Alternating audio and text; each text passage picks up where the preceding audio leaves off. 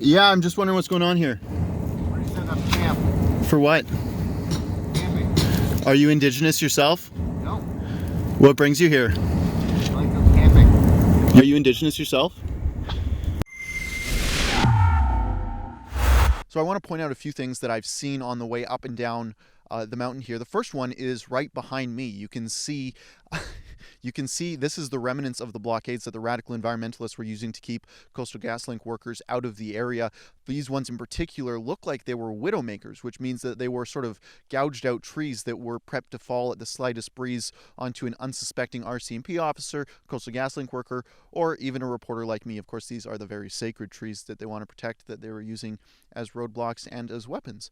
So that's the first thing that I noticed. The second thing that I found very interesting was the checkpoint on the Morris River. So right as you enter what they call traditional wet'suwet'en land, they say there's special laws. Look at the sign here. They say there's special laws in the area and you have to abide by them. I wasn't sure if I was actually going to be able to get through this point of my journey up the mountain. I didn't think they'd let me in, but after I quickly sort of mumbled some jargon saying I needed to get to Camp 9A, they let me through without much hassle. But on my way back, I figured I would stop and ask some questions after my main objective was finished. So I put my phone camera out the window and asked a few questions. Here's me arriving to that checkpoint on my way out. Watch what happens. Are you indigenous yourself? Why are you manning this checkpoint? That's interesting.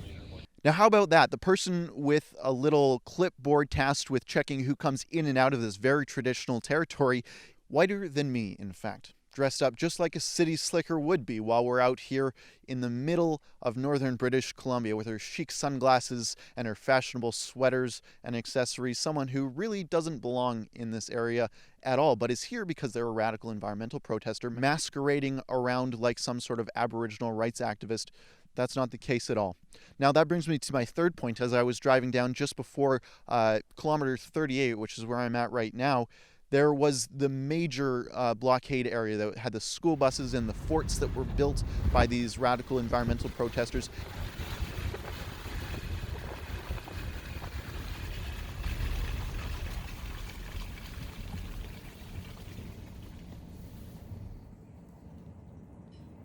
We're white people, what do you know?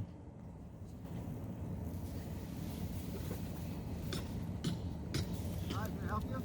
Yeah, I'm just wondering what's going on here. We're gonna set up camp. For what? Camping. Are you indigenous yourself? No. What brings you here? I like go camping. You're camping on here for what reason? It's fun. It's fun. I bet. No pipelines for our future. Are you protesting pipelines? No, I'm not protesting. Can you tell me why?